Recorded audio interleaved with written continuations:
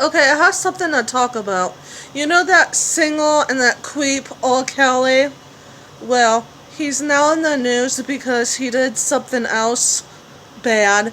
He started a cult and was holding girls hostage and having them be slaves. Well, he's at least accused of that. Well, I'm gonna go back in time when Harmony was, let's see, like 6 months or so. But my mom was watching her while I went out with this girl because my mom wanted me to hang out with her because she had a daughter a little bit older than Harmony. And so just her mom and I were hanging out because we were doing adult stuff. We were going ball hopping, and after this one ball that we went to, we were in the car, and all of a sudden, this guy was in the back seat with me, cause she wasn't one of my friends, but my mom wanted me to be friends with her, cause my mom was friends with her dad, and we both have having a daughter in common. Um, she let this guy and this girl ride in the car with us, and they were strangers, and I was wondering why they were riding in the car with us, and she said, and this girl that my mom wanted me to be friends with said because they don't want to ride with their friends because they do pot. And I was freaked out because I didn't know these people, and I couldn't just stay at the bar, and I couldn't get in my car and go home or anything because I didn't have one, and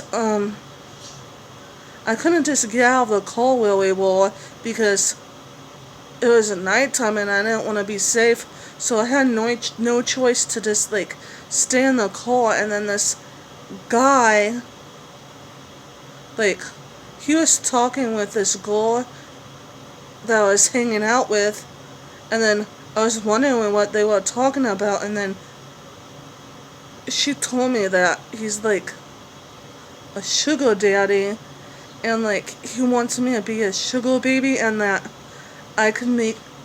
he can help me meet Kelly and hook up with him, and he gave me his phone number, but later I just threw it away, and that was so scary and freaky, and I am not lying, I'm not making this stuff up. Kelly's from Chicago. I don't live that far from Chicago. This is a true story that happened in 2000, late 2004, in October or so. So that's a crazy story that I had to tell, since he's in the news and it made me think back to that.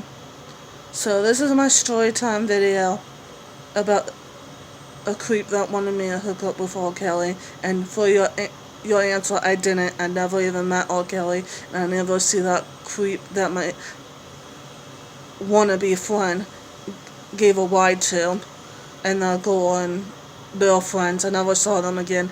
And no, I did not stay friends with that girl because she was just weird and creepy and had a bunch of sex toys and bras in the back of her car, which creeped me out. And then she told me her friend was a bisexual and might be interested in me, and that creeped me out too because she had this guy friend that I liked and I had a crush on, and I told her later, and she's like, why didn't you tell him, why didn't you talk to him, you were being shy and stuff. But that's just who I am, okay? Plus, the guy is supposed to flirt with the girl first. That's how it usually goes. Let me know, guys, if you like when the girl flirts with you first. I think that we have the right to also, why can't guys, why do there have to be rules that guys can do stuff but girls can't?